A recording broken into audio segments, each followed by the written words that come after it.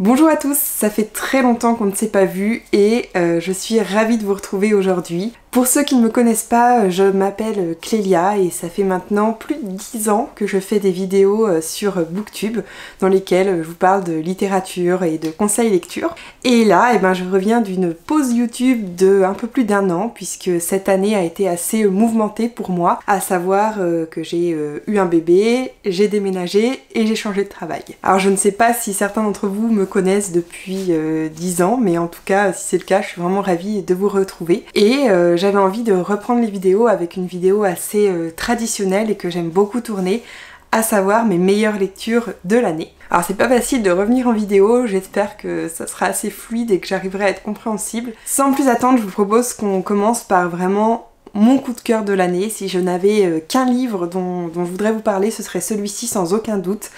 C'est vraiment ma lecture marquante de l'année 2022. Et pour ceux qui me connaissent, je pense que vous n'allez pas être surpris puisqu'il s'agit du Grand Monde de Pierre Lemaitre. Pierre Lemaitre, je vous en ai déjà beaucoup parlé sur cette chaîne parce que c'est un de mes écrivains préférés, clairement. Je l'ai découvert comme beaucoup avec son roman Au revoir là-haut, qui a été le prix Goncourt de l'année 2014. Et j'ai lu, je pense, quasiment tous ses autres romans. J'ai beaucoup aimé notamment son thriller Robe de mariée et un roman qui est un peu moins consensuel, je pense, qui s'appelle Le serpent majuscule, qui est un roman à l'humour noir et très particulier, mais que j'avais beaucoup apprécié. Et il a sorti, il y a quelques mois maintenant, une nouvelle trilogie, donc, dont le premier tome est Le Grand Monde. Le deuxième tome vient de sortir, et je l'ai déjà lu et je l'ai adoré aussi, voilà, spoiler. Alors je ne sais pas si vous connaissez Pierre Lemaitre à travers sa trilogie Les Enfants du désastre, dont le premier tome est donc le fameux Au revoir là-haut, et ensuite vous avez Couleur de l'incendie et Miroir de nos peines. C'était une première trilogie, et là il a débuté une nouvelle saga un peu historique, qui est consacrée cette fois aux 30 Glorieuses. Pour être vraiment parfaitement honnête, j'ai été un peu déçue du troisième tome des Enfants du désastre, donc Miroir de nos peines. C'est le seul roman de Pierre Lemaitre que j'ai pas vraiment aimé, où je me suis un petit peu ennuyée. Du coup, quand sa nouvelle trilogie est sortie,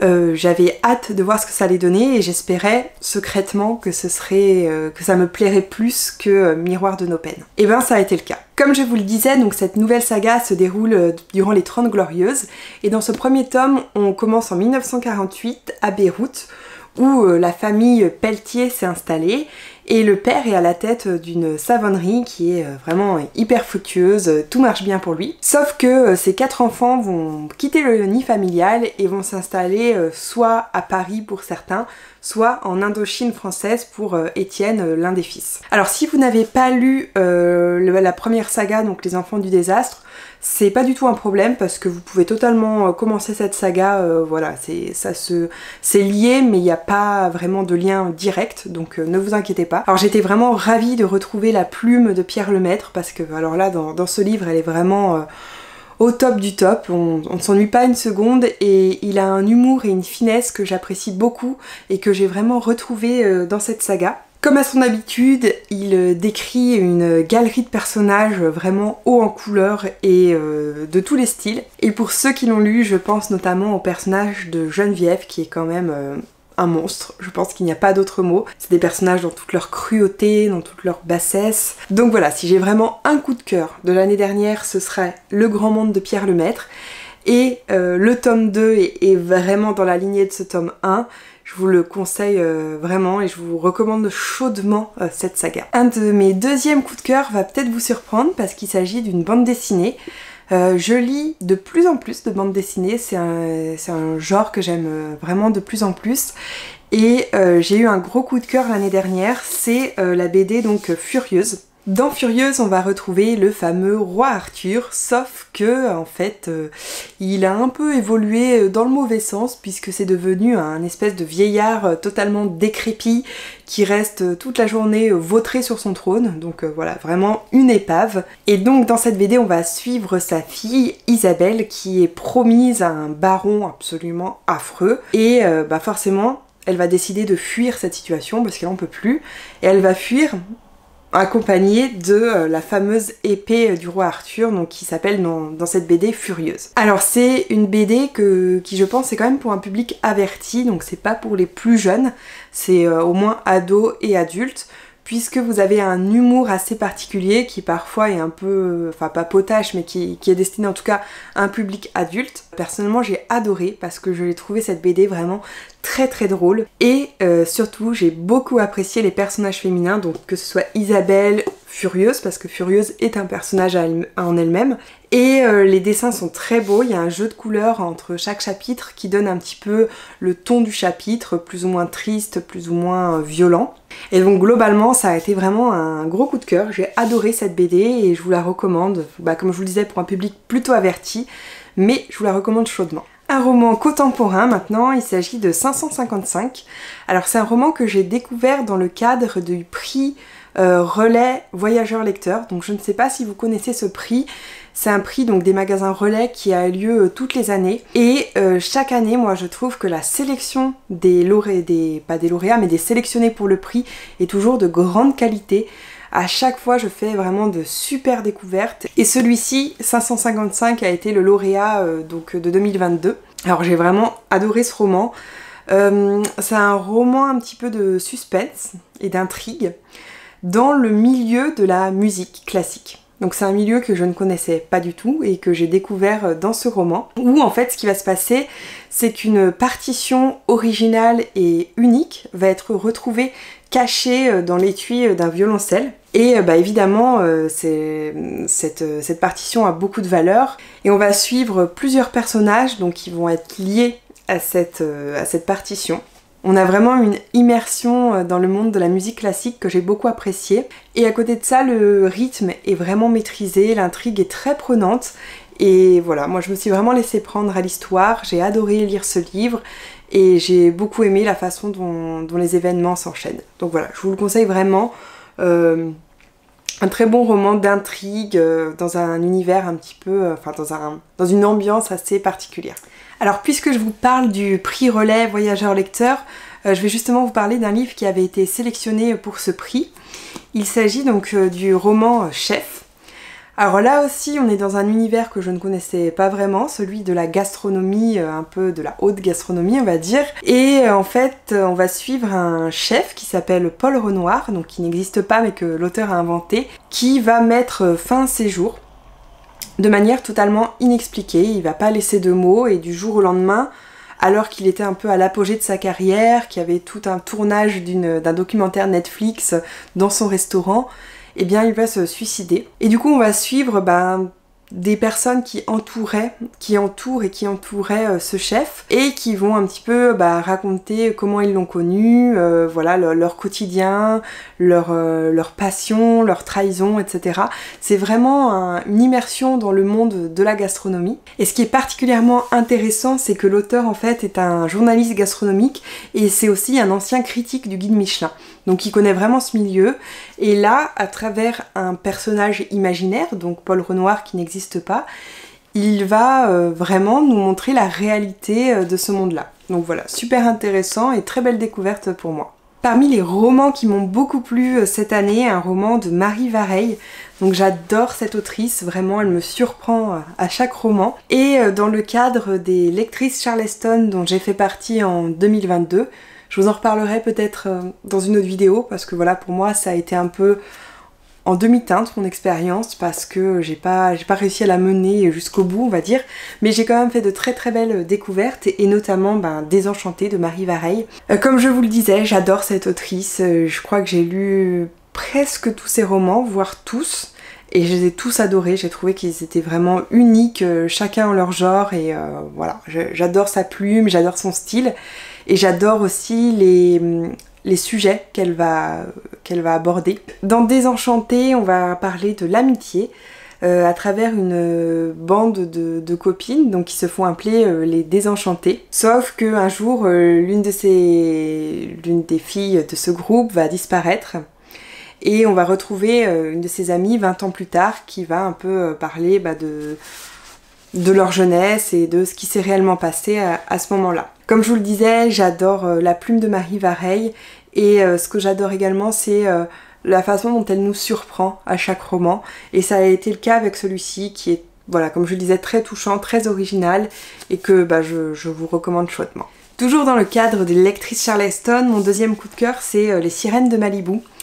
Donc vous connaissez peut-être l'autrice, sûrement d'ailleurs parce qu'elle a écrit 2 romans à succès, à savoir Le 7 maris d'Evelyn Hugo et Daisy Jones and the Six. Donc je sais plus si j'ai lu Evelyn Hugo, je suis pas sûre, mais en tout cas Daisy Jones, je l'ai lu et je l'ai adoré, vraiment, je vous le recommande à 100%, ce livre il est trop bien. J'ai lu Les Sirènes de Malibu, pour être honnête, je l'ai moins aimé que Daisy Jones, mais néanmoins, voilà, très très bon roman qui m'a marqué cette année. Dans celui-ci, vous vous en doutez, on est à Malibu, et en fait on va suivre une famille dont le père est un chanteur super célèbre, qui organise chaque année une grande fête où vraiment c'est genre la fête où il faut absolument être, où toutes les stars se retrouvent, voilà, c'est l'endroit où il faut être et où il faut être vu.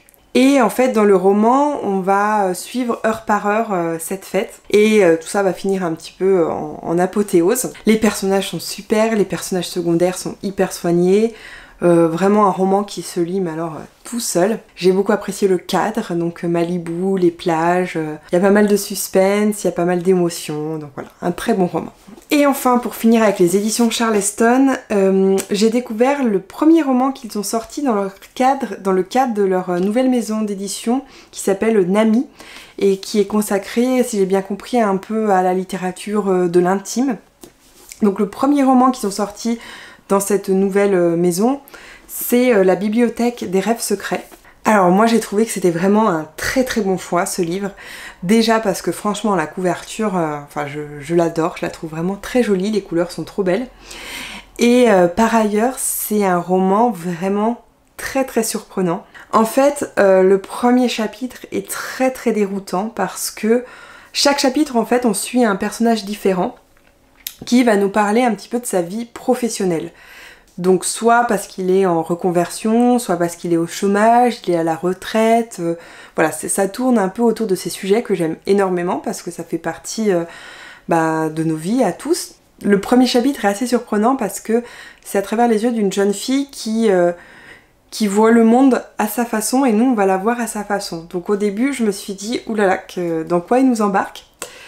Et puis finalement je me suis totalement laissée prendre au jeu. C'est un roman où les personnages se livrent de façon très intime et qui, je trouve, apporte beaucoup de choses au lecteur et dans lequel on peut s'identifier dans pas mal de situations. Voilà, c'est un roman un peu développement personnel, mais pour autant il y a une histoire et vraiment très très intéressant et pour moi ça a été une super lecture, un coup de cœur et je pense que je le relirai. Un roman jeunesse maintenant, parce que vous le savez peut-être, mais je suis quand même une bonne lectrice de romans jeunesse. Et mon coup de cœur de l'année dernière, ça a clairement été La Clé des Champs. Alors La Clé des Champs, c'est le lauréat du concours premier roman Gallimard Jeunesse de 2021, je crois.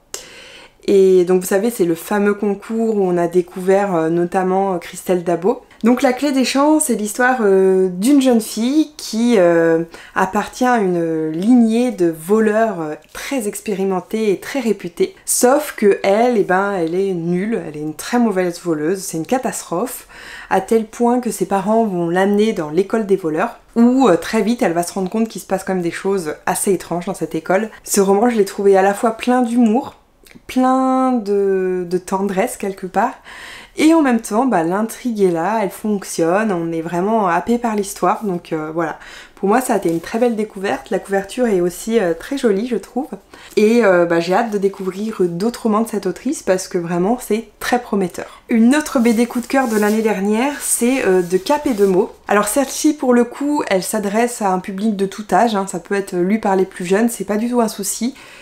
Et en fait, c'est l'adaptation BD d'un roman donc du même nom, De Cap et de Mots, que je ne connaissais pas, mais qui est assez connu apparemment, de Flore Vesco. Et en fait, c'est l'histoire de Sérine, c'est une jeune femme qui ne sait ni lire ni écrire, et qui va décider de monter à la cour et de devenir la demoiselle de compagnie de la reine. Alors vous imaginez bien que ça va être un peu compliqué, mais l'héroïne est très déterminée et très maligne, et elle va s'en sortir. Une fois de plus, c'est une BD avec beaucoup d'humour et de jeux de mots, donc il y en a vraiment beaucoup, mais ça dessert pas l'intrigue qui est quand même là. Il y a plein de rebondissements, c'est un peu poétique, un peu joyeux, plein de bonnes ondes. Et voilà, et globalement, franchement, une super lecture. J'ai adoré l'humour, j'ai adoré l'héroïne Sérine, et voilà, l'histoire est au rendez-vous, beaucoup d'intrigues et beaucoup de rebondissements. Alors voilà pour mes lectures vraiment coup de cœur de l'année.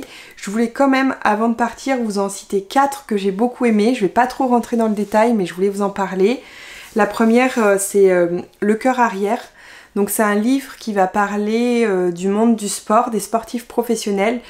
C'est un livre dont je mets pas dans mes coups de cœur parce que je pense qu'il plaira pas à tout le monde. C'est un style particulier avec des phrases courtes, où il y a beaucoup de choses qui ne sont pas dites, donc voilà, faut aimer quand même. Mais moi il m'a beaucoup touchée, ça parle des relations père-fils, et voilà, je voulais quand même vous le citer parce que c'est un livre, un très très beau livre. Je voulais vous citer aussi Trois sœurs, qui parle de trois sœurs qui ont assassiné leur père en Russie. C'est un roman assez violent, même très violent, qui aborde des sujets pour un lectorat averti. Donc voilà, je ne l'ai pas mis dans mes coups de cœur, mais je voulais vous le citer parce que moi il m'a beaucoup plu, je l'ai trouvé très poignant.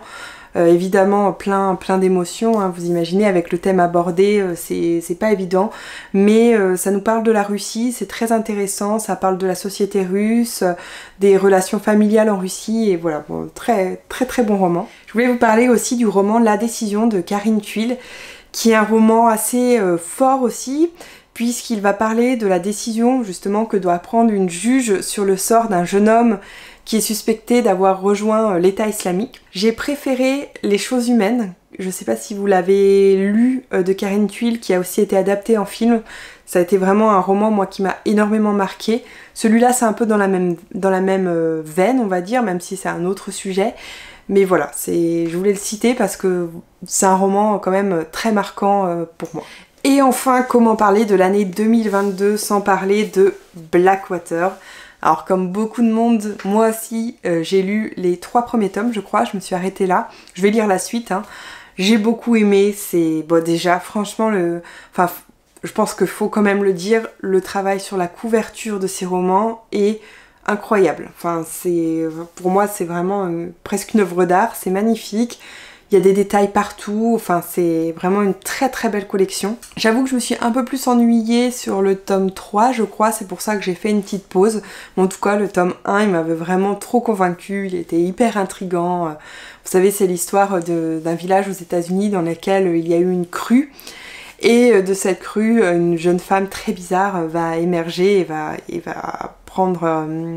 va s'installer en fait dans le nouveau village. J'ai très mal résumé, mais bon, je pense que vous connaissez Blackwater parce que ça a vraiment été le phénomène de l'année 2022. Et puis de toute façon, je vous conseille la vidéo de Cassandra de Croque-les-Mots si vous voulez en savoir plus sur cette série, parce qu'elle avait fait une vidéo dédiée à cette saga. Donc voilà, mais moi j'ai bien aimé le tome 1, j'avoue. Et bah écoutez, voilà pour ces meilleures lectures de l'année. J'espère que ça vous a convaincu d'en lire quelques-uns. N'hésitez pas à me dire, vous, quelles sont vos lectures préférées. J'espère aussi que j'ai été compréhensible, parce que comme je vous le disais, ça fait longtemps que j'ai pas fait de vidéo, donc je sais pas trop ce que ça va donner. Mais en tout cas, moi ça me fait très plaisir de vous revoir, et puis bah, je vous dis à la semaine prochaine pour une nouvelle vidéo. À bientôt.